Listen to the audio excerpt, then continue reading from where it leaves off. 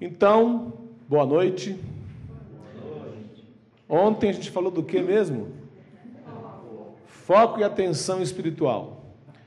E ficamos mais no foco, porque eu fiquei o tempo inteiro mostrando, através de estatísticas, alguns excertos de livros que falam sobre atenção, sobre cognição, como no mundo atual as pessoas vêm ficando desatentas e é quase uma doença de nossa era. Então, eu vou indicar alguns livros aqui, gente, porque a minha cota na editora da Impacto está caindo, não estou vendendo. Tem que me ajudar, que eu estou diminuindo a venda em vez de aumentar, indicando o livro de outra editora, está errado. E pegando o livro do seminário e levando embora. Minha cota está negativa. Ó, essa revista Impacto aqui tem um texto de distração, ou vários, né? Interessantíssimo. Você precisa comprar essa revista, por favor. Tá? Foi muito especial e ver bem, olha, distração, o mal do século XXI. Quando a gente escreveu, o Daniel Goleman nem tinha ainda escrito livro sobre foco. Você vê que quando a gente fala que a gente é profético, a gente é mesmo. Tá? E você tem aqui outros livros importantíssimos. Eu pedi ao Christopher que trouxesse mais. Espaços para Deus, aqui em nossa versão apelidada como sanduíche. Tá? Vem 2 e vem o recheio, e o recheio é espaço para Deus. Indico fortemente. Agora, espaço para Deus é necessário. Se não leu, leia. Se já leu, lê de novo, que faz o mesmo efeito. Tá? Eu vou falar mais um pouquinho sobre Henry Nouwen, o autor de Espaço para Deus, amanhã. Hoje eu vou comentar um pouco sobre como a palavra foi importante para os judeus e a igreja primitiva. Eu sugiro, então, anota aí onde você puder. Olha, nós vamos lançar o livro As 9 Divisões da Bíblia. Então, você pode tanto adquiri-lo nos fascículos, e seria interessante, talvez, para você também ter nesse formato, já estudando, quanto você verá o livro. Esse livro mudou a minha vida mesmo. Eu era adolescente e o Haroldo começou a ensinar as 9 divisões da Bíblia lá no bairro em São Paulo, onde a gente morava. Foram uns 9 ou 10 encontros. Foi o meu primeiro seminário de fato. Tá? Fui muito abençoado. É muito especial quando você entende a palavra assim, compreende panoramicamente as Escrituras. Ele é muito bom nisso aí. Tá? Eu considero que avivamentos são, na verdade, momentos de hiperfoco espiritual. A atenção espiritual das pessoas é totalmente arrebanhada pelo Espírito Santo num avivamento. Eu indico o meu avivamento preferido. Pode, Christopher? Pode? Ah, mas me liberou, me tirou de uma culpa enorme. Porque eu leio vários avivamentos e sempre penso, mas não é que nem aquele. E se tem alguém que eu... Não entendi. É o seu também? Ô, amigo. Mas quando chegar no céu, ou na terra, depende da sua escatologia, quem vai cumprimentar Zinzendorf primeiro vai ser eu. Eu quero conhecer o homem, não é? Quero conhecer, quero conversar. Ó, eu tenho vários heróis, inclusive São Patrício. Falar São Patrício, vocês vão pensar o quê, né? Agora, Zinzendorf ganha. É incrível, flexível, a favor da unidade, bom leitor. E aqui no Avivamento dos Morávios, esse é só o primeiro livro de muitos que você lerá e desejará ler a respeito. Quando alguém conta uma informação sobre os Morávios, eu quero saber de onde veio. Eu quero ler os livros que Zinzendorf leu. Então você viu que eu estou no hiperfoco, eu estou obcecado. Tá? E esse aqui eu vou falar sobre jejum. Sobre o que eu não vou falar hoje, né? Eu estou precisando de mais foco, viu? Eu vou falar um pouco sobre jejum. Esse livro de John Piper, Fome de Deus, é importantíssimo, tá? Até onde sei, é um dos mais completos. Há livros curtinhos sobre jejum, formidáveis. Eu li um do Padre Jonas, Pedro. Formidável, formidável. E muito curtinho, bem rápido, e é um livro bom porque você lê e já jejua logo em seguida. Você lê em 5 minutos e fala, tô de jejum. Decide em cima da hora. E esse aqui, um estudo com toda a beleza, elegância com que John Piper escreve, tá bom? Então, ao pé da letra, será que eu estou falando sobre déficit de atenção, problema de distração, no sentido sociológico de ontem, também, porque eu vejo nisso um perigo. Mas a humanidade sempre foi alienada, distraída, em parte por causa aqueles três atributos da alma humana: a concupiscência dos olhos, a concupiscência da alma e a soberba da vida. Acertei? Da carne e a soberba da vida. Então, esses três atributos sempre fizeram com que a gente olhasse para o lado errado. A gente não tem dificuldade de manter os olhos em Deus. Só a conversão pelo Espírito Santo e a constante guarida, guarda, orientação do Espírito Santo mantém a gente olhando para Deus. A gente não consegue, a gente tende às coisas da terra, sabia? É uma tendência, está impresso em nosso DNA mortal. E a gente precisa, então, muito do Espírito Santo e da instrumentalidade dos irmãos e do corpo de Cristo, da ajuda de Deus para manter a mente buscando as coisas do alto, manter a mente no foco. Toda a humanidade vive essa sigla que você está vendo aí na tela. Nós vivemos um grande déficit de atenção do coração. A humanidade vive, sim, uma dislexia, se você quiser usar a palavra com liberdade aqui. A gente não consegue compreender o que Deus está falando, é uma inclinação de nossa natureza. Nós convivemos com essa dualidade. É uma grande sede que você vai conseguir perceber em várias pessoas, muita sede por resposta, por uma experiência de intimidade. E, é claro, essa sede será explorada ao máximo pelas forças do mal e por esse mundo, ao máximo. O que o marketing quer é tentar falar numa linguagem que você sinta essa intimidade, esse aconchego. Ele nunca vai conseguir. E as pessoas nunca ficarão satisfeitas. Da mesma forma, tudo que há no mundo é para calar essa sede, tentar anestesiar essa sede. Há um texto que eu não coloquei aqui, mas queria que vocês abrissem e lessem. É o meu texto para falar sobre jejum, mas já começa explicando como a alma humana pode ser distraída dessa necessidade que ela tem real da palavra de Deus e da presença de Deus. Lá em Provérbios 27, 7. Em Provérbios 27, no versículo 7, está escrito o seguinte: a alma farta pisa o favo de mel, mas a alma faminta todo amargo é doce. Então, se a alma está farta, você pode oferecer para ela uma revelação, a palavra apropriada, ela vai pisar. A pessoa já está tão cheia de coisas que ela não vai conseguir ouvir algo que ela realmente precisa, que ela tem realmente necessidade. É que nem criança.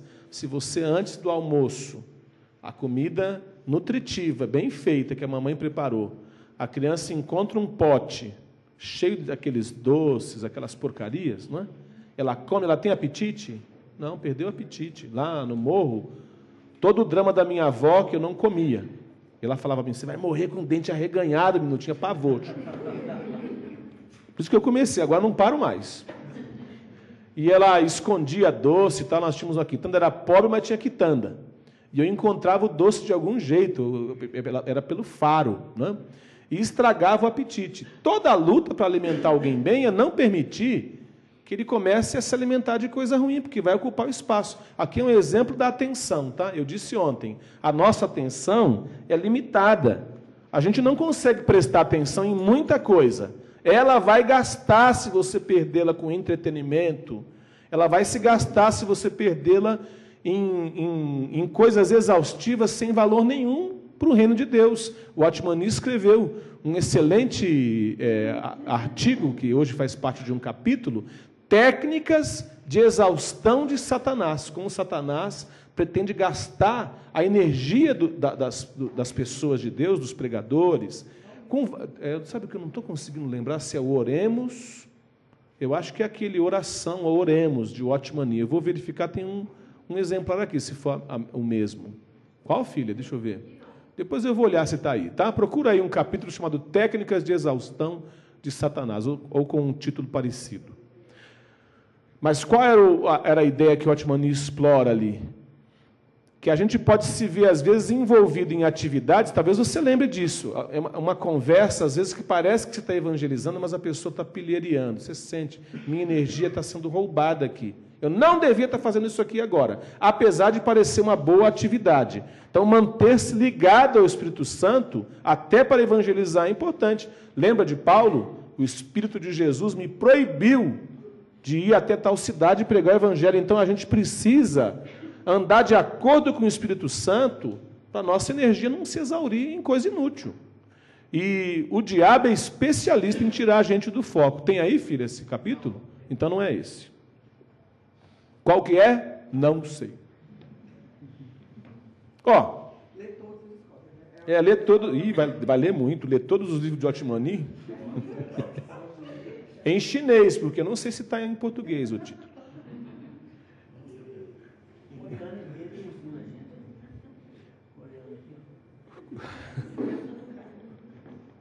Olha lá, gente. Aqui você tem uma tela do meu pintor favorito, e que eu nunca porei nenhuma pintura dele na minha sala. De longe, um dos mais angustiados, acabados. Alguém pode apagar só essa luz daqui, se conseguir? Obrigado, hein, Vânia? Mais uma, filha. Tá bom demais. Ó. Então, Edward Munch pintou essa tela explicando o seguinte, ou tentando dizer o seguinte.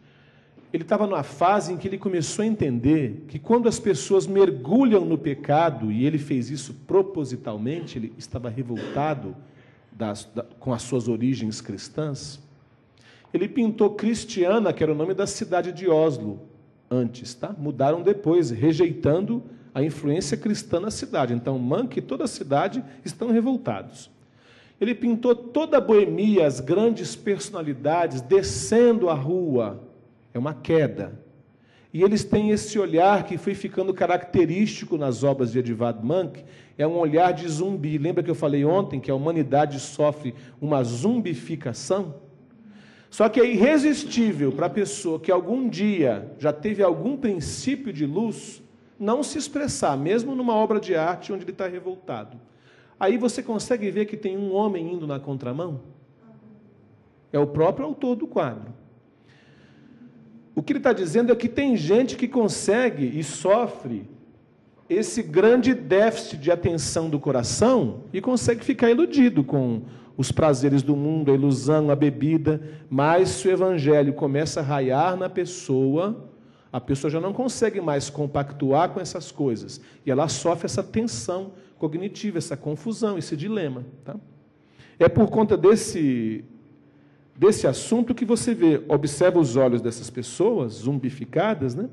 E esse versículo aqui, ó, em que Paulo descreve a geração de sua época desse ponto de vista cognitivo, nos quais, nos perdidos, o Deus deste século cegou os entendimentos dos incrédulos, para que não lhes resplandeça a luz do evangelho da glória de Cristo, que é a imagem de Deus. O Deus desse século cegou o entendimento dos incrédulos. Toda a humanidade está debaixo de um véu, de um engano. Toda a humanidade sofre um déficit de atenção, não consegue ouvir a voz de Deus ou encontrar com Ele. Quando a pessoa começa a acordar para isso, ela vai ter uma crise muito forte. A primeira crise do pecador nunca é de esperança. A primeira crise do pecador é de desespero. E por isso Munch pintou esse quadro Grito, porque ele captou num quadro só, ele pintou em poucos minutos, com muita angústia. Ele captou num quadro só o que os teóricos dizem é um grito que atravessa todo o universo. Alguém que invadiu a galeria, você já viu esse quadro lá na Noruega, você sabe que ele é roubado quase todo ano, e eu não entendo por quê. E o indivíduo que rouba um quadro desse vai ter que colocar ele num porão, sem janela, e só ele observar, porque é roubado, e vai falar, olha, tem um quadro aqui, não vai. A pessoa que rouba um quadro desse está pior do que o quadro. O quadro dele não é bom. Hã? O quadro dele não é bom. O quadro do sujeito é muito pior do que o quadro. Eu nunca pensei que a polícia tivesse toda essa capacidade de observar uma obra de arte. Quando a PM faz uma análise de uma obra artística, é para prender o cara, olha, seu quadro não é bom, não. Você vai ver o sol nascer quadrado.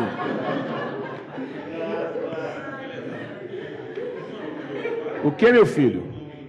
O nome do primeiro quadro é O Entardecer na Rua Cal Jurg. Eu não tenho certeza do sobrenome do indivíduo. É o Anoitecer ou o Entardecer na Rua Cal Jurg, se me lembro bem.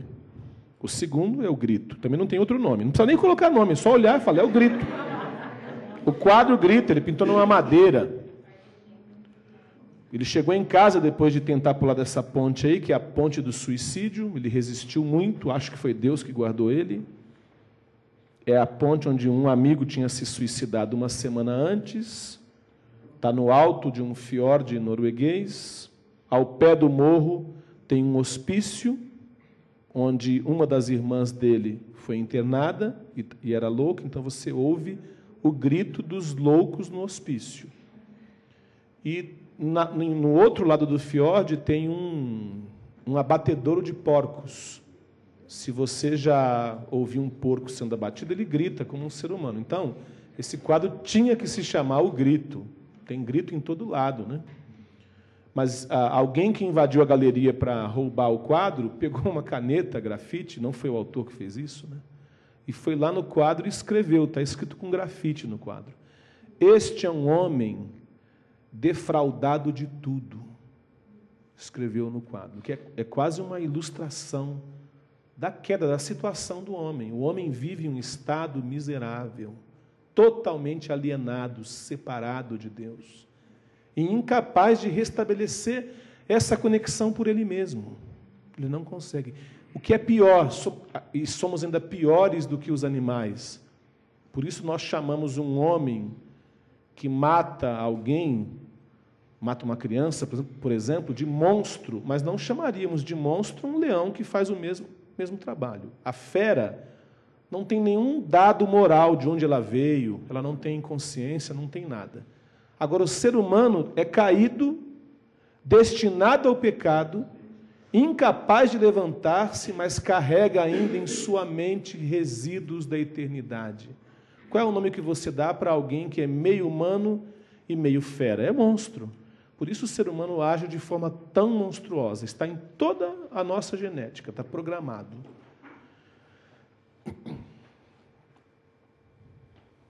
Por isso a luta real do universo, quase todo aquele drama que o Cristo vem descrevendo e cujo final nós vamos esperar até sexta-feira para saber.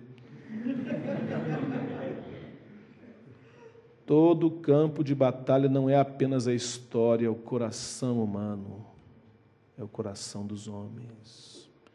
É isso que, lá no capítulo 16, será, Roberto? Quando descreve a queda de Babilônia, em Apocalipse 17. Por isso que lá em Apocalipse é dito que quando cai Babilônia, as pessoas dizem, ela que comerciava com ouro, com joia, marfim, vai descrevendo todos os artefatos, finalizam, e também com a alma dos homens, porque é isso que ela comercializa, de fato. Porque ninguém quer ouro, ninguém quer pérola, o que acontece é que essas coisas chamam tanto a nossa atenção e tentam disputar a nossa alma, a sua alma é o grande prêmio, tanto de Deus quanto do diabo. E disputar a alma de alguém é o grande conflito. E esse é o peso todo. Você lê todas essas alegorias, o Senhor dos Anéis, você vê que o que está em questão é esse. A pessoa que segura o anel carrega esse peso grande, essa voz de tentação que tenta dominar o coração dela. O coração é tão importante que o povo hebreu e também Cristo, sabendo disso, pronunciaram muitas vezes esse termo a respeito do coração. Lá em Provérbios diz, sobre tudo que se deve guardar, guarda o coração, porque dele procedem as fontes da vida. Meu Deus, que impressionante! Significa, então, que no coração onde reside a essência de nossa personalidade, e no Velho Testamento é o nosso ponto de contato com Deus, eles não faziam a diferença que fazemos na teologia do Novo Testamento, entre espírito, alma e corpo. O coração da pessoa, suas emoções, seus pensamentos e sua vontade. Esses atributos do coração têm que ser guardados, porque sua vida pode ser beneficiada ou prejudicada pelo que entra neles. Quando um garoto descobre a pornografia, e a pornografia e a impureza sexual entra no coração dele, a vida dele vai piorar ou melhorar? Que pergunta, eu já sei que vai piorar. Alguém ia falar que vai melhorar, a gente ora. Quando um garoto está caminhando no morro e para e tem um culto público ao ar livre, ouve a palavra e os olhos do seu coração são iluminados, a vida está entrando nele ou não? Então a entrada que acontece no nosso coração vai decidir tudo, inclusive como nós reagimos às nossas emoções, não é? Eu vi um tratado explicando que quando as pessoas odeiam, elas vão produzir enzimas, vão produzir secreções no corpo, no seu organismo, capazes de adoecê-la. E alguém me disse uma vez que uma situação de muita ira e muito ódio muda o funcionamento renal da pessoa por mais de 24 horas. 1 hora de ódio, 24 horas de adoecimento. Então, vocês vão encontrar muitos trabalhos desses com vários números, mas em quase todos há um consenso. Quando a gente não consegue administrar nossas emoções, nosso organismo, nossa vida em geral vai padecer. Quando a gente não consegue administrar nossa vontade, que é outro atributo do coração humano, a gente vai pagar por isso. Quem estava pregando aqui não foi você, Livelton? Nós sempre vamos colher o que a gente decidiu. E também o que não decidiu. Não decidir já é uma decisão. E você vai colher isso o tempo inteiro. Quem foi, filho? Foi o Clésio. Ele vai falar que eu não falei que era ele só para irritá-lo. Cadê ele? Ele também falou sobre consequências. Falou também, não falou? Viu? Você levantou a mão, irmã? Então, coração e alma é uma coisa só? Coração, no Velho Testamento, ele vai falar sobre dedicação a Deus, devoção. Ele ocuparia o espaço que alma e espírito, que o crente individual representa no Novo Testamento. É muito difícil, no Velho Testamento, você ver essa diferença que vemos hoje entre espírito e alma. As pessoas podem, por exemplo, estar se sentindo bem, adorar a Deus na casa de Deus porque estão se sentindo bem, mas não estão sendo governadas pelo Espírito. Elas estão agindo pelas suas emoções. É possível acontecer isso no período do Novo Testamento. No Velho Testamento a gente não via muito essa diferença. Pode ter várias razões, não vou me aprofundar, mas quando eu falar coração aqui, eu quero dizer isso. Quero dizer intelecção, pensamento, quero dizer emoção e quero dizer volição ou vontade, tá bom? Jesus também disse outra coisa, ele falou que nosso coração é capaz de se obcecar. A gente pode ter o coração sequestrado pelo que ele chama de tesouro, ele usou essa figura. Onde estiver o seu tesouro, aquilo que você mais consome tempo pensando a respeito, às vezes não é o que você quer pensar, mas é aquilo que domina o seu pensamento. Então, onde está o seu tesouro, onde seu pensamento, emoção e vontade são constantemente atraídos, é onde está o seu coração. Nosso coração tem uma grande capacidade de obsessão, inclusive para as coisas de Deus, o que é positivo. Então, esse texto tem outro sentido. Se seu tesouro estiver no lugar certo, se sua atenção estiver voltada para o lugar certo, se você busca as coisas do alto, isso vai decidir o seu destino, a sua vida. Se você busca as coisas dessa terra, isso também vai decidir o seu destino, a sua vida. Eu disse a vocês, apesar da humanidade viver geralmente desse jeito, como você vê nesse quadro, todo mundo descendo, todo mundo caindo, zumbificada. Algumas pessoas não conseguiram calar essa sede que o ser humano tem pela eternidade. E muitas pessoas fizeram isso, eu preciso explicar isso agora, você vai entender, não acredite que é meramente uma aula de filosofia, não é isso que eu estou fazendo aqui, né? muitas pessoas não cristãs, em diversas religiões não cristãs, tentaram enfrentar essa sede humana pela eternidade, a começar pelos primeiros filósofos, Platão, Sócrates.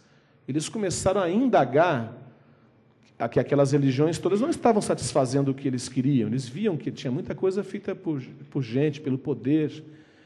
E, ao contrário do que as pessoas pensam, Sócrates e Platão, eles não eram ateus. Sócrates, em especial, acreditava que ele tinha sido vocacionado por divindades, a procurar a verdade, a perguntar. E eles intuíram muitas coisas profundas. Eles criaram a palavra logos, dentre outras, que mais tarde a fé cristã vai autenticar e falar, não, é isso aí que eles estavam dizendo. Logos significa isso, verbo, significa divindade, como eles haviam pensado e imaginado. Toda a filosofia surgiu porque, em algum momento, as pessoas acreditavam, existe algo além do usual, além dessa vida. O ser humano, você que é universitário vai conviver muito com isso, gente ateia, gente à toa. Está cada vez mais difícil encontrar ateu de verdade. Você encontra gente que não quer pensar a respeito, não quer discutir. E eu já encontrei ateus sinceros que são excelentes. Eles não estão nenhum conflito de fato com a fé, não tem nada contra a fé. Eles são ateus porque foram ensinados assim, acreditam numa série de coisas. E tem gente que é ateia porque é moderno, é bacaninha, não é? Mas você vai encontrar um fato que é o seguinte: ninguém consegue apagar essa sede por eternidade, porque as pessoas se admiram. Essa palavra grega taumá significa admiração, espanto. É impossível viver sem espanto. A pessoa é ateia, aí quando ele casa e tem um filho, ele se derrama e leva para batizar. Não acredito nessas coisas não, mas vai lá, batiza ele, porque ele está se admirando com a vida. A gente não consegue calar essa voz.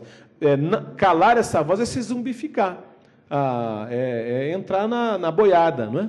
E o filósofo era aquele que todo mundo via o sol se pondo, mas ele olhava e pensava assim, espera aí, por que aquela bola está descendo o horizonte? Alguém dizia, não, é o deus Apolo. Assim, não é não. Tem mais aí. E ele se maravilhava, se espantava. O grande inimigo da admiração, do espanto, o grande inimigo até da vida espiritual é o costume. A gente se acostuma. Isso faz muito mal, não é? A Susan Walker me disse que eles estavam em um ônibus na África e passaram por uma montanha. E daqui a pouco, quando eles viraram uma curva na montanha, um ônibus lotado de gente, africanos e missionários americanos ou de outra nação, quando eles viraram uma curva, eles viram até onde a vista alcançava a imensidão da savana e o sol se pondo no horizonte. É uma cena de Rei Leão, gente. Estou ouvindo a música aqui, ó. Aí o pessoal estrangeiro falou assim, para o ônibus. Aí desceram, ficaram contemplando, adorando a Deus, e o pessoal que está acostumado fala assim, que besteira, isso aí acontece todo dia. O taumá é quando eu me espanto com coisa rotineira. As pessoas não conseguem perder isso. Os verdadeiros cientistas, eles se impressionavam com a beleza da matemática, ou se impressionavam com a beleza de coisas simples. Dizem que Einstein dava aula na faculdade, um dia um aluno saiu e viu Einstein, que já tinha cara de louco, né? Em frente ao chafariz da universidade, fazendo assim. Aí falou, embirutou, de vez. Aí parou e falou, professor, tudo bem? Ele falou assim, você já notou que quando a gente faz assim, a água cai em câmera lenta? Agora vocês vão fazer igual também. Pede para alguém derramar água e fica assim. Aí o aluno parou e falou, deixa eu ver, ficou também. Aí ficaram os dois lá. Dois físicos fazendo Einstein, o outro devia estar se doutorando para estar lá, com aula com Einstein. Parados na fonte assim, aí se o reitor passasse, todo mundo está louco. Agora é esse tipo de espanto que produz a verdadeira ciência, a descoberta cristã. Se você está lendo um texto bíblico, tem que se permitir espantar. Isso que o Michel falou, a gente compreende a emoção de Deus. Eu tenho tanta bronca de falar Jesus te ama, de um jeito, como se fala assim, chavão, batido. Isso nunca poderia ser uma coisa que fosse banal, né? Durante o período de louvor também tivemos um canto aqui, meu Deus, era uma antífona, era um canto celta, não era? Alguém estava cantando, Deus está presente em todas as coisas. Eu amo a sua presença. Deus está presente em todas as coisas, então eu amo. Ai, que delícia. Podia repetir aquilo ali mais ou menos umas 2 horas, eu não me cansaria. Aliás, sugiro que amanhã repitam, se Deus dirigir. Não canso, aquilo vai lavando a alma, né? Mas tem coisa mais aparentemente óbvia, que eu amo a presença de Deus, Deus está presente em todas as coisas, por isso eu amo. É tão simplesinho, mas o espanto é que produz na gente a admiração. Como é que o povo grego e os místicos em geral reagiram a isso? Eles tiveram pistas, então eu tenho aqui nessa tabela. A primeira pista que eles tiveram é que existe um mundo invisível. Então, todos os professores materialistas estão errados. Já começam errados porque eles são recentes. Só existe materialismo de fato desde o século XVIII e XIX. Então está todo mundo errado. Ou eles têm que fazer o que fazem. Se você encontra alguém que adotou não apenas a ideologia política, mas também a ideologia filosófica marxista, ele vai precisar jogar todos os clássicos da antiguidade fora. Porque todos os clássicos da antiguidade trabalham com a ideia de que existe um mundo fora de nós, que não foi produzido pelo ser humano. E é um mundo superior. Para Platão, era o mundo das ideias, lá fora da caverna. Todos eles tiveram essa ideia. E a principal dificuldade de todo materialista é tentar desmentir, não o cristão, mas todo mundo antes dele, filósofo também, que disse que existe algo lá fora, tem algo fora de nós, a beleza, a verdade, a justiça, e isso às vezes desperta nossa atenção, nosso talmar, nosso espanto. Os místicos, incluindo os primeiros filósofos, os hindus também, está todo mundo aqui, os budistas, eles acreditavam, existe um mundo invisível, além da aparência. Não fomos nós que produzimos esse mundo. É um mundo que já estava aqui antes de nós.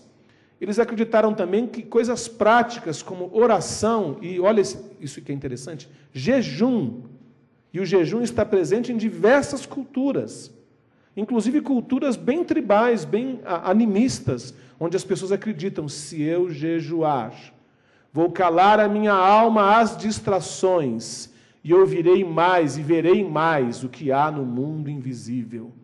Então o jejum era considerado uma ferramenta de busca de percepção e poder espiritual. Feiticeiros na África jejuam. Gurus hindus, e tem muitas religiões hindus, milhões mesmo, mas eles vão jejuar. Alguns dos filósofos acreditavam, tem que levar uma vida estoica, uma vida básica, para ter percepção, porque muita coisa vai distrair você da verdade. Então, eles acreditavam no mundo invisível. Eles compreenderam também o seguinte, que o que a gente vive nesse mundo é muitas vezes ilusório, que existe uma realidade superior. Então, nos filósofos antigos e nos místicos de várias religiões, eles acreditavam que esse mundo aqui é um mundo onde o engano está regendo. Ué, não parece com a gente? Intuíram isso sozinhos. Esse mundo aqui, em outras palavras, está sendo cegado por alguém. Olha, estão intuindo isso. E que existe uma realidade superior e que eu preciso ter acesso a essa realidade, por isso tem jejum, por isso tinha dedicação, rituais e por aí vai. Claro, eles tiveram essas pistas, mas eles também se abriram para muitos perigos, porque foi uma tentativa humana de encontrar a verdade. Os perigos se sobrepõem muito às pistas que eles tiveram. O primeiro perigo, vou começar aqui de baixo para cima, é que eles acreditavam que e queriam intimidade com esse mundo invisível, com os espíritos, mas eles se sujeitaram a uma intimidade sem aliança. Ninguém consegue provar o mundo invisível sem aliança, sem que ele seja violentado. Quando uma pessoa que se acha, eu sei que você sabe que isso não é correto pela doutrina cristã, mas quando a pessoa pensa assim, eu tenho vocação, o dom da mediunidade, e ela se se envolve em rituais em que ela vai servir de contato com outros espíritos, o que a gente sabe que acontece é que ela vai ter mesmo um relacionamento íntimo com o espírito, mas é numa base de engano. É mais ou menos como uma moça que é apaixonada, foge com um motoqueiro que fuma maconha. Essa doeu, né, filha? Que lá em casa, quando eu vejo minhas filhas revoltadas, eu falo assim, o que foi? Vai fugir com o motoqueiro? Motoqueiro é o pesadelo de todo pai. Se uma moça correta, casta, se envolve com alguém que engana ela, mas pensa mal, ela vai ser violada. O que acontece no mundo espiritual? Toda tentativa de intimidade sem aliança produz uma violação. Se você já lidou com pessoas que estavam no espiritismo, você notou isso. A pessoa foi violentada, espiritualmente violentada. É gente muito sincera. Eu ainda estou para encontrar, cruzei com alguns, eu era amigo de um pai de santo. A Miriam não gostava dele, chamava ele de Chico Nojo. E eu fiz o que pude, mantive amizade muito tempo, ele ia em casa. A gente nem sentia muita opressão, porque ele estava para lá de Bagdá já, né? E eu tentava, às vezes, quando Deus permitia, falar alguma coisa, mas tive muitos amigos espíritas também, eu vi muita sede nessas pessoas. Meu Deus, quanto tempo eu já gastei em oração por eles, em devoção, e eu nunca me escandalizei. Eu sempre ia tentando. Uma vez a gente lidava com uma moça que tinha convertido do espiritismo, mas ela não tinha sido médium, não, mas participava das reuniões. E numa reunião, ela falou assim, olha, eu tô tão feliz, a gente tinha uma presença de Deus tão grande, era um grupo caseiro, bem cheio. E ela falou assim, eu estou tão impressionada, eu estou sentindo a presença do meu cunhado. Aí o povo parou de orar, né?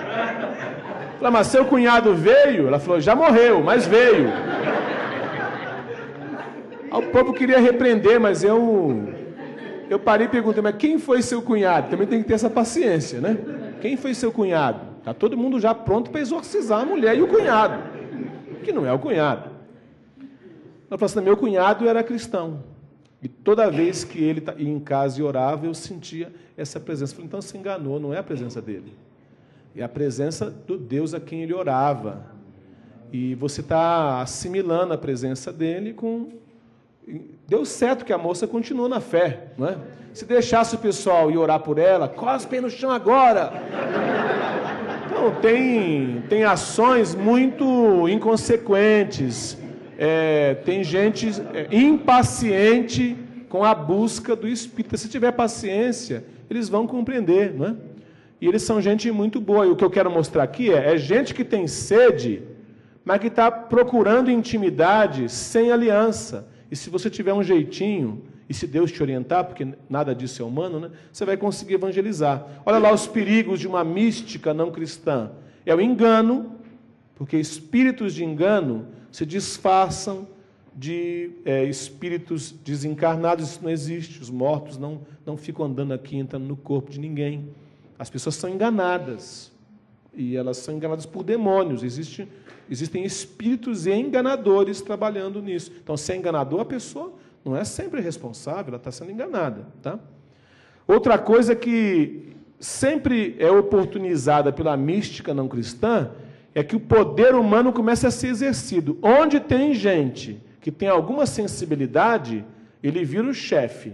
Então, é o caso do pai de santo ou mãe de santa, que domina a pessoa, quase não precisa de demônio, ele sozinho já faz o serviço. É o caso de quase todas as religiões onde havia gente iluminada, inclusive no cristianismo, quando ele se comporta de um jeito pagão, não é mesmo, Pedro? Ah, esse indivíduo aqui tem um contato com Deus que eu não tenho, eu vou lá para ouvir o indivíduo. Eu nunca em minha vida vou tolerar crente que procura profecia. Eu acho indigno com o altar individual, com a pessoa ter uma vida dela em Deus. E se é para acontecer, vai acontecer na reunião. Você não tem corpo de Cristo, não? Então já começou errado. Você tem que estar num lugar onde as pessoas têm os dons disponíveis. Você pode viver muito tempo sem profecia nenhuma, a vida inteira. Acho feio a pessoa ir atrás de alguém que entrega a palavra. Isso se parece, sim, com as religiões pagãs. Não parece com a fé cristã, não, de jeito nenhum. E o principal, eu ainda preciso encontrar alguém que ocupa esse papel de oráculo, mediador entre Deus e os homens, que é o que faz alguém que se julga profeta ou profetiza, nesse sentido de entregar a palavra, que não seja alguém que abuse do outro. Eu vejo quase o mesmo tipo de abuso que vejo em pai de santo e mãe de santo. E digo sem medo, ó, não caiu raio nem em mim, estou vivinho. Ó. A gente precisa se libertar dessas coisas, não pode ter isso de jeito nenhum. Estou bravo, né? Vamos adiantar. Qual é o problema principal da mística não cristã, seja ela filosófica, seja ela dos místicos orientais? Aqui eu vou fazer aqui sim uma filosofada, tá? Se o número 7 representa Deus e a perfeição, o homem, que na numerologia bíblica é 6, nunca vai conseguir chegar lá, não é não, Thay? Mesmo tentando. Ó, então tem 2 edifícios. Esse azul aqui é um, o outro azul é outro, tá? Tem 7 metros de distância entre os 2.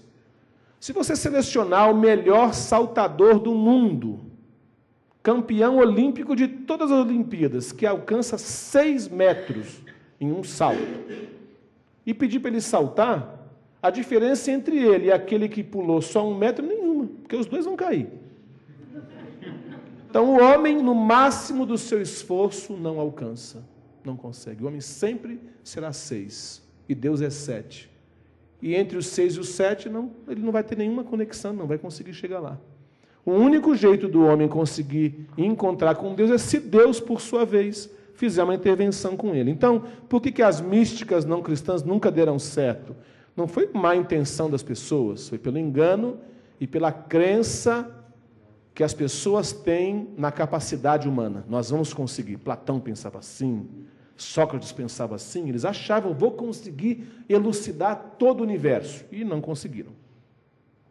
Qual foi a solução do povo hebreu?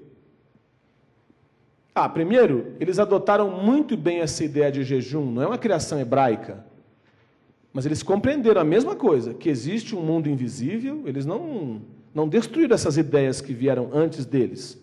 As ideias por si só não eram ruins. Eles concordaram com praticamente tudo isso aqui. Ó. Existe um mundo invisível. Eu posso ter práticas espirituais que eu tenho contato com esse mundo invisível. E existe uma realidade superior a essa ilusão que eu vivo aqui na Terra. A solução do povo judeu, a primeira delas é que não foram eles que começaram, eles foram escolhidos por Deus para receber o oráculo divino. Deus procurou eles e separou o povo e se revelou ao povo. A única possibilidade, porque 6 nunca vai conseguir tornar-se 7, mas o 7, a perfeição que é Deus, pode vir aqui e nos atrair.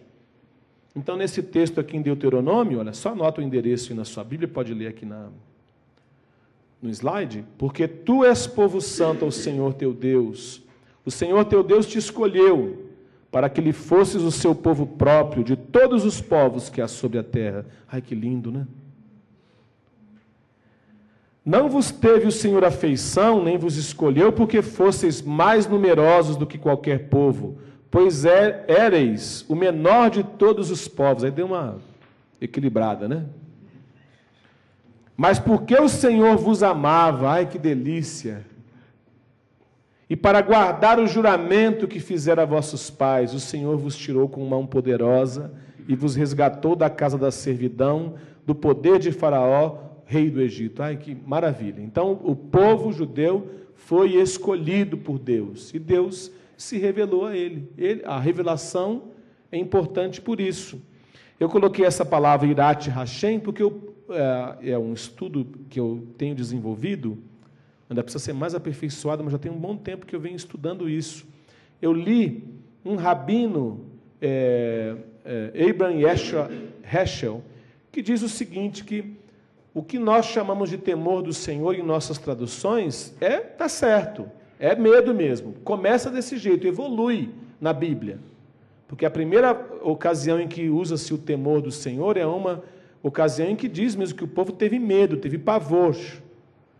Agora, depois, com o tempo, o temor do Senhor vai se desenvolvendo para algo parecido com reverência e uma atitude também que me dá uma percepção real do que está acontecendo. Então, o temor do Senhor, que é o princípio da sabedoria, é também uma habilidade cognitiva, entenderam? É um modo de compreender o mundo. Então, Irat Hashem é reverência. E é, segundo esse rabino, uso aqui as palavras emprestadas dele, uma maneira que eu tenho, uma espécie de respeito que eu tenho a Deus, que com tudo que eu cruzo em minha vida, eu aplico, eu quero entender o sentido dessa coisa em relação a Deus.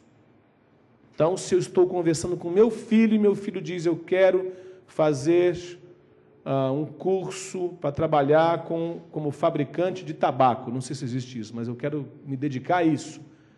Eu vou observar isso no sentido que isso tem para Deus. Então, Irat Hashem é uma habilidade de compreender o mundo, é uma percepção, é uma atenção espiritual que eu tenho em todas as ocasiões da vida, procurando entender o que Deus pensa disso. Qual é o pensamento de Deus a respeito disso? Não é isso que é o temor do Senhor? Tudo que eu vou fazer, espera. Eu tenho que saber o que Deus pensa disso. Não posso fazer desse jeito. Às vezes estou em algum lugar, você já sentiu isso? Você já trabalhou numa empresa secular? Você já foi, por exemplo, em algum jantar da empresa, era sua obrigação ir, mas tem uma hora que na mesa, ou os comentários, ou o que está acontecendo, você sente o Espírito Santo descontente? Não é propriamente um pecado, mas você pensa, não, em relação a Deus, eu estou sentindo que isso não está correto, eu não deveria estar aqui, você sai. Se você é sensível ao Espírito Santo, você vai sentir isso em momentos muito sutis. Uma vez eu fui cumprimentar um irmão, aí eu usei uma brincadeira rude com ele. Na hora eu nem percebi. Depois eu fui orar, não consegui. Aí eu fui pedir perdão para o irmão falou assim, eu nem notei o que você fez, não precisa pedir perdão não. Aí eu fui rude de novo. É para perdoar logo.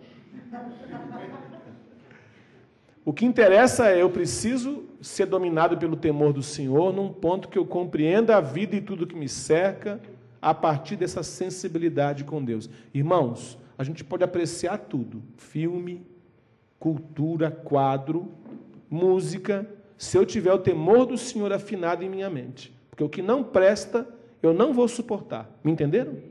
Não vou suportar. E aquilo que eu estou olhando, quando a Bíblia fala retende o que é bom, é porque o Espírito Santo me ilumina e vai avivando e falando comigo, às vezes em coisas da cultura, em assuntos triviais, que ninguém mais ouve a voz de Deus. Eu assisto um filme de ficção científica, Contato, com a Judy Foster. Quem já assistiu? Levanta a mão. Tem tudo mais de 40, que o filme é velho que dói. Mas eu indico, Contato, com Judy Foster. Aí tem uma cena em que ela é uma astrônoma ateia e ela faz uma viagem espacial e ela vê o sistema Vega pertinho, ela está próxima.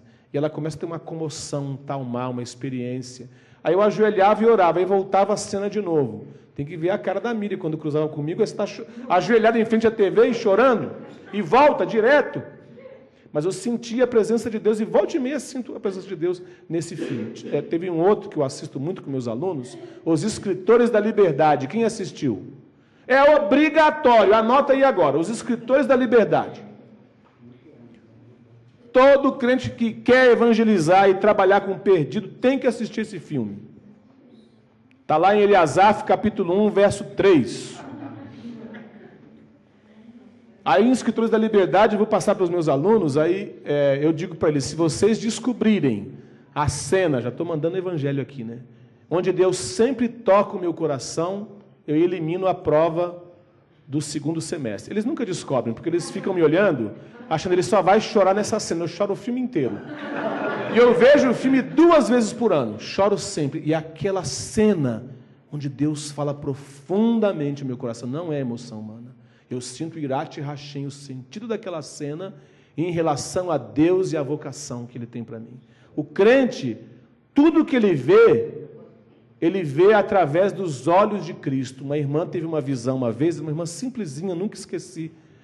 É uma dona de casa, ela falou, eu estou olhando para vocês, disse a irmã, e eu vejo que eu estou dentro de alguém.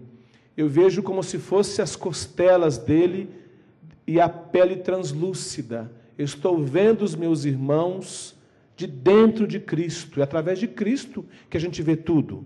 E o Urat Hashim é isso, eu nunca só vejo e ouço algo por minha própria mente, mas eu interpreto o mundo através da orientação do Espírito Santo. Os judeus não sabem de tudo isso. O temor do Senhor, então, era pouco evoluído naquela época. Não havia uma evolução moral desse sentido para eles. Qual era o método principal dos judeus, que os cristãos em muito copiaram? Era o Shema, a constante oração de que nós precisamos ouvir a Deus e dedicar a Ele todo o nosso amor, com toda a nossa força, com todo o nosso entendimento, com toda a nossa alma. Eles repetiam isso sempre. Usavam adereços, braceletes, enrolavam o braço com cordões. Filatério não é isso, Roberto? Eu vi uma vez, se eu estou certo, alguém mostrando, não sei se é moderno, se usavam na época, mas eles enrolavam no braço, vi um judeu orando, lembrando da palavra de Deus, do Shema. Havia um constante recurso de memorização. Os cristãos primitivos acreditavam nisso aí também, que a palavra tinha que estar fluindo neles, tinha que ter um estado fluido, constante lembrança, conviver com a palavra. Eles falavam, inculcarás essas palavras no coração dos teus filhos, andando com ele. Urat Hashim, o filho está andando, cruza com alguém embriagado e caído no chão. Aí o pai fala, está vendo, filho, o que acontece com alguém que usa a bebida, desonra seu próprio corpo e a Deus. Seu pai era assim, não era não? Aproveitava essa chance para observar aquela cena e o sentido daquela cena em relação a Deus. Inculcar era isso, repetir a palavra e repetir as aplicações no dia a dia. E quando tudo mais falhava, Deus levantava um personagem que fazia a atenção do povo retornar para ele. É o profeta. O profeta é aquele que garante que os interesses de Deus serão atendidos, mesmo que o povo sofra. Então, o profeta, eu vi uma vez esse termo, é aquele que garante os interesses de Deus, mesmo em detrimento dos interesses do povo. Ele não está preocupado com o conforto do povo, mas com que Deus seja atendido. As práticas cristãs primitivas, eu procurei desenvolver algumas delas aqui com vocês. Primeiro, a igreja cristã acreditava, e ela tinha pouco acesso, as pessoas não tinham a Bíblia como um livro doméstico. Isso é, raramente você conseguiria ter os rolos da Escritura em casa. Os livros eram guardados em um prédio, um lugar. As cartas, por exemplo, deviam ser lidas e comunicadas em público. Agora, a igreja, apesar dessa aparente falta de Bíblias, se você me permitir, inclusive porque em alguns lugares você não teria as epístolas completas, em alguns momentos elas não teriam sido escritas, as pessoas gravavam a palavra e elas usavam esse termo, a palavra de Cristo habite em vós abundantemente. Nós podemos interpretar a palavra de Cristo aqui como trechos bíblicos, como evangelho, e como também a palavra na pessoa mais viva, vivificada pelo Espírito. Olha o que o contexto diz. Em toda sabedoria, ensinando-vos e admoestando-vos uns aos outros, com salmos, hinos e cânticos espirituais. Então é palavra vivida de uma forma pentecostal, no sentido estrito e bíblico. É palavra vivida de uma forma orgânica, no corpo, porque os irmãos estão se admoestando mutuamente, cantando ao Senhor com graça em vosso coração. É lindo esse texto, né? Você vê as três testemunhas, a palavra, o Espírito e o corpo, os três reunidos, ou o sangue, não é? Os três funcionando direitinho nesse texto. Uma outra coisa que eu consigo perceber, principalmente nas vocações, como a de Paulo, é que eles recebiam um tipo de meta, um tipo de visão, e Paulo chama isso de alvo, em pelo menos 2 ocasiões, e a palavra que se usa para alvo é escope, a mesma de mira, tá? Então é uma palavra de uso balístico, tá? E o uso que Paulo dá essa palavra, ele vai fazer algumas ilustrações aqui. Vamos ler que esse texto é bom. Ó. Não que eu já tenha obtido tudo isso, ou tenha sido aperfeiçoado, mas prossigo para alcançá-lo, pois para isso também fui alcançado por Cristo Jesus. Irmãos, não penso que eu mesmo já o tenha alcançado, Mas uma coisa faço, esquecendo-me das coisas que ficaram para trás. Então, aqui tem uma pista para nós. Você nunca vai conseguir ter foco se não aprender a descartar coisa que ficou para trás. Anota, eu vou falar um pouco amanhã. Nós precisamos ter esse senso de descarte. Tem coisa que não deve nos acompanhar. Você tem que aprender a cortar. Não, isso aí já ficou para trás. Podem ser lembranças de erros do passado, relacionamentos do passado também, porque o cristão tem que estar pronto para ser enviado, não é mesmo?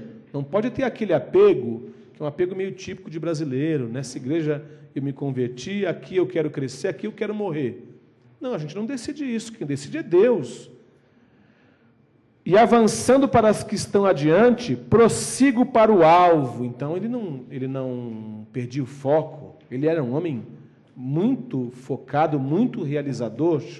Os executivos de hoje teriam muito a aprender com Paulo. Alguém disse que de 10 a 12 horas que um executivo paulista fica na empresa, a real produtividade é de 3 horas.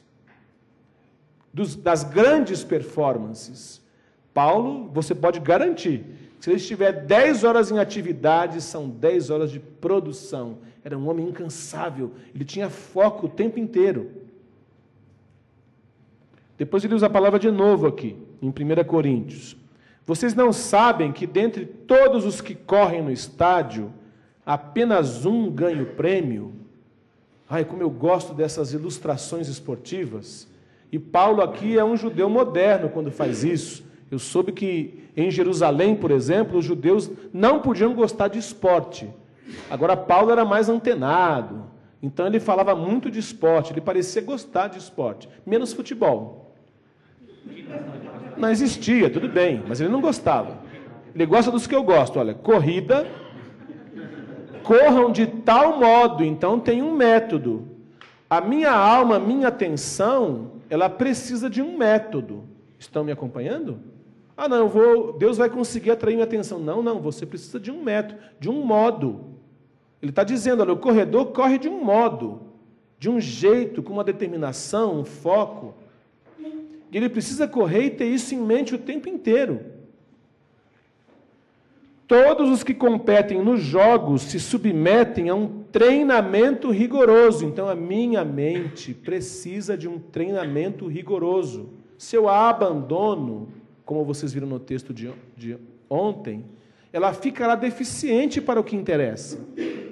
Se eu cuido da minha mente, treino a minha mente, ela vai ganhar musculatura espiritual se treinada com assuntos espirituais. Se submetem a um treinamento rigoroso para obter uma coroa que logo perece, mas nós o fazemos. Então a gente tem um treinamento rigoroso e também tem um modo para ganhar uma coroa que dura para sempre.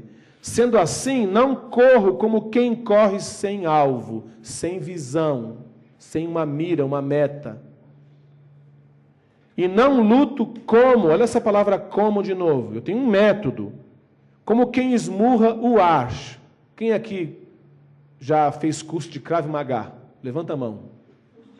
Krav Maga, gente, é a luta israelense. Olha só. Eu vou ensinar vocês depois, amanhã. Aprendi alguns golpes. O que eu acho interessante no Krav Maga, para quem quer fazer defesa pessoal, é que judô, karatê, é meio esporte, né? Antes do golpe, tem muito aviso, tem uma certa elegância. Krav Maga é coisa de judeu, tá? Ele foi inventado para acabar com a briga em 20 segundos. Não tem essa de esmurrar o ar, fazer golpe. Não. É o pensamento, aí meu filho assistimos, até pensei, meu Deus, será que isso vai fazer bem para ele? Porque eu falava assim, tá vendo esse golpe, filho? Lesão, olha o outro, 3 lesões em 20 segundos, aí estava eu, o Pedro, que é polícia também lá da Bahia, e meu filho, aí a gente ficou, nossa, depois eu pensei, será que vai fazer bem para esse garoto explicar isso? Agora, toda a ideia é resultado. O que Paulo está dizendo? Olha, eu preciso de resultado. Não é um resultado que os homens olham, não é isso. Eu preciso ter uma meta e chegar lá. Eu preciso manter a minha mente ligada naquilo que eu sei que é de Deus para mim e tenho que treiná-la. Isso não vai acontecer automaticamente, porque há um pensamento cristão recorrente que comportamento, que empenho não interessa. que a graça significa que eu não tenho de forma nenhuma uma participação da minha própria santificação. Isso não é bíblico. E quem fala com vocês é uma pessoa impotente. A minha força de vontade não existe. Para mim, livro de autoajuda é ruim porque não tem alto. É fraco.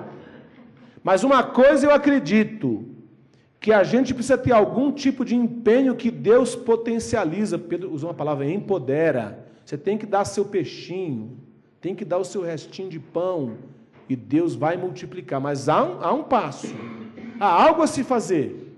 Eu quero a Bíblia, eu leio a Bíblia. Eu quero poder, eu oro. Eu quero comunhão, eu visito.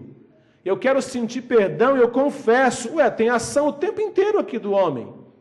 A graça ocupa meios de graça, a conversa, a Bíblia, a palavra ouvida quando alguém prega, num sentido profético, carismático, a oração. Eu preciso acessar os meios da graça. É impossível alguém que quer viver a graça sem os meios da graça. Isso a teologia cristã chegou longe, dizendo, existem meios da graça, e eu preciso ter acesso aos meios da graça. Por isso a gente reúne. Sente falta da palavra.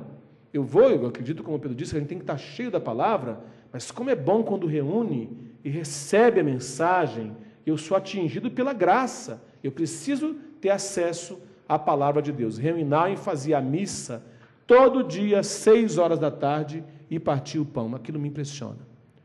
E ele era professor em Harvard, e ele avisava todo aluno, judeu, homossexual, cristão, evangélico ou católico, dizia, todo dia, 6 horas. Ele não usou essa palavra, mas existe um meio da graça na minha sala. E a sala tinha gente sempre. Eu li sobre uma família de judeus que não se tornou cristã no nosso sentido usual, mas que tomava a ceia com o Reuinal sempre que ele visitava a cidade. Eu acho isso tão impressionante, porque ele acreditava, existe um meio da graça, e a pessoa que prova sente diferença. Ela nota, você não sente diferença quando ora? Quem está feliz com a oração da manhã? Agora, que está longe ainda de 6h30, levanta a mão. Não é? O Pedro está me convencendo, porque eu levantei hoje tão feliz, contente, falou, vou para a oração. Irmãos, eu estou ficando pentecostal. Eu sinto a presença de Deus, a oração vale muito. Mesmo quando você está na oração e você começa a desconcentrar, isso já está valendo também, sabe? O fato de estar ali, sabe aquele detalhe? Não, Deus não se preocupa com nosso exterior. Preocupa sim. Se eu estou presente, se eu vou. A Bíblia diz que Ele vê o sofrimento e o esforço, inclusive de quem vai orar. Eu acredito nisso. Então eu acho que a gente tem que buscar Deus com intensidade, e o povo da igreja primitiva acreditava nisso. Roberto disse que só a presença já é uma oração. Eu acredito também, viu? Eu pergunto quem gosta da oração da manhã de novo. Não entendi, irmão. Pergunta outra vez quem gosta da oração. Quem gosta da oração da manhã de novo? Ainda tem gente que não levanta a mão, a rebeldia é incrível. Mas eu anoto tudo aqui, ó. Agora tem um detalhezinho para ir encerrando essa parte. Quem quer jantar, levanta a mão. Olha que indelicado. Olha. Estou acabando, viu? Obrigado, viu? Pensei que você levantou a mão. Você fez assim, pode continuar. Bom. Meia hora nada. Olha lá. Eu, querida. Pois não. Você quer perguntar alguma coisa? Pode. Quando você falou há uns minutos atrás... O pessoal que está na internet não ouve. Se estiver livre, eu repito a pergunta. Pode falar. Pedro quer jantar.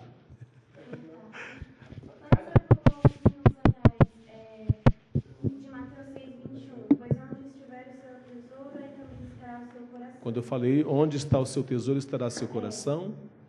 Pode considerar assim, algo idolatria ou algo parecido? Sempre, tudo, você quer saber se esse texto se refere à idolatria. Não, também. Tudo que chama nossa atenção, em detrimento de nossa atenção, que é devida a Deus, é idolatria. Avareza, paixão por dinheiro, paixão romântica, para todos vocês, solteiros. paixão por carreira, paixão por ministério, vai embora. Por isso que ídolos são coisas que são muito piores quando eles não são visíveis. Porque quando é uma imagem, às vezes a pessoa nem dá atenção que você acha que ela está dando, né? Tem muita gente que tem a imagenzinha lá, é ignorância, mas ele não está com aquela... Ele não é de fato um ídolo no coração. Os ídolos no coração são difíceis, porque eles ficam competindo com Deus e estão escondidinhos. Olha esse outro slide aí, olha. Quem era o episcopo na Bíblia? Às vezes também chamado de bispo.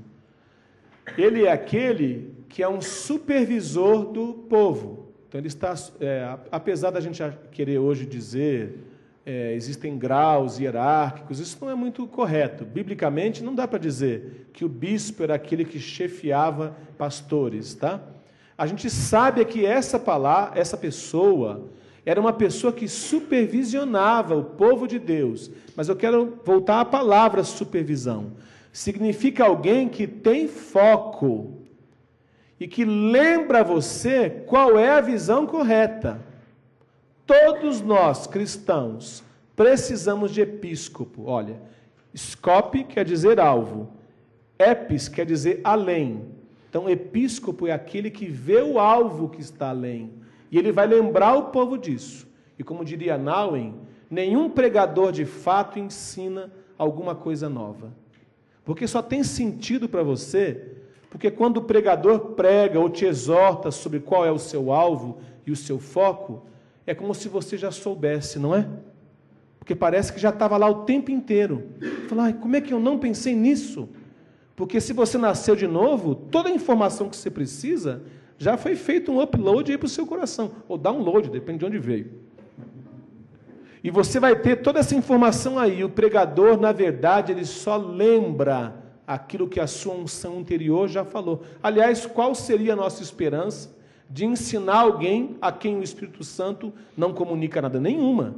A gente fala porque acredita, o Espírito Santo está testificando no interior dessa pessoa. Então, a minha palavra está relembrando. O episcopo, então, é aquele que relembra o seu alvo. Então, gente, nós não podemos viver a vida cristã sem prestar contas a gente madura, mais velha. Esse é o sentido real da palavra presbítero. É alguém que tem muitas horas, além de mim, na fé cristã. E que ele consegue me lembrar o meu alvo. E, em minha experiência, mesmo quando essa pessoa é alguém que nem tem visão profética, por assim dizer, ele é capaz de conseguir nos conceder sabedoria. Você pode aprender com qualquer pessoa, mais velha que você, que seja cristã, se você tiver paciência para prestar contas e ouvir o que ele tem a dizer. Então, aqui eu estou encerrando, eu fiz um gráfico em que eu mostro as diversas possibilidades de atenção, e é uma analogia que eu estou fazendo com algo muito comum nos tempos bíblicos. Retirei isso da história romana, não é? E grega. Então, eles acreditavam, e os cristãos provavelmente ouviam sobre isso, que a gente vive diversas esferas na vida que a gente tem em uma sociedade, tá? A esfera mais exterior, onde você fica mais desfocado, porque é muito barulhento, é o mercado. No mercado está todo mundo gritando e todo mundo quer ganhar a sua atenção. E é onde você vai e pode ter algum prejuízo. Depois você tem a praça, que representa entretenimento. Então, o mercado, olha, é onde a gente trabalha, onde a gente vai conseguir o nosso sustento, onde a gente vende, onde a gente compra. É um ambiente em que a gente corre muito risco de ser persuadido erradamente e perder o foco. A praça é o lugar do entretenimento, onde podem ocorrer também momentos em que você perde o foco. Em todos eles, você vai ter que transitar. Você é obrigado a ter algum tipo de lazer, você é obrigado a trabalhar. Depois você tem um outro círculo mais concêntrico, que é a mesa. A mesa já representa, principalmente para o povo judeu e para o povo cristão primitivo, um santuário mais íntimo. Era uma refeição feita com gente que fosse gente próxima, tá? Por razões culturais. Você não comia com alguém que você absolutamente discordasse da fé dele, ou que ele tivesse um péssimo testemunho. E, finalmente, o círculo mais concêntrico é o da intimidade conjugal, que é o leito. Eu quero só mostrar isso para vocês, para explicar. Em cada um dos círculos, e quanto mais concêntrico, quanto menor, maior é o foco e a atenção. O leito representa aqui, e é assim que a Bíblia o interpreta, como um exemplo de nossa intimidade com Deus. A Bíblia, quando condena a prostituição, diz: o homem que se une com uma prostituta, ele é uma só carne com ela. Mas ele não quer dizer só esse uma só carne, nunca é como foi com a esposa, quer dizer, ele se contaminou espiritualmente. E quando a gente se une com o Senhor, somos um só espírito com Ele. Então, há uma comunicação negativa da pessoa que adultera e prostitui, claro, inclusive na fornicação. Qual é o grande problema da fornicação? O sexo antes do casamento. É uma intimidade sem aliança que me contamina espiritualmente.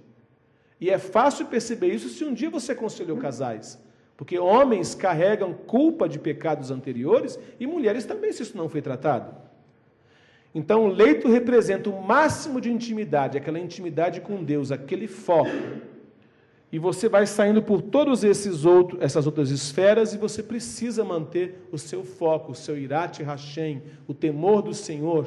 E como veremos amanhã, eu preciso manter a minha consciência dominada pelo Espírito Santo, para conseguir transitar em todos esses lugares aí. E amanhã eu volto um pouquinho mais a esse quadro.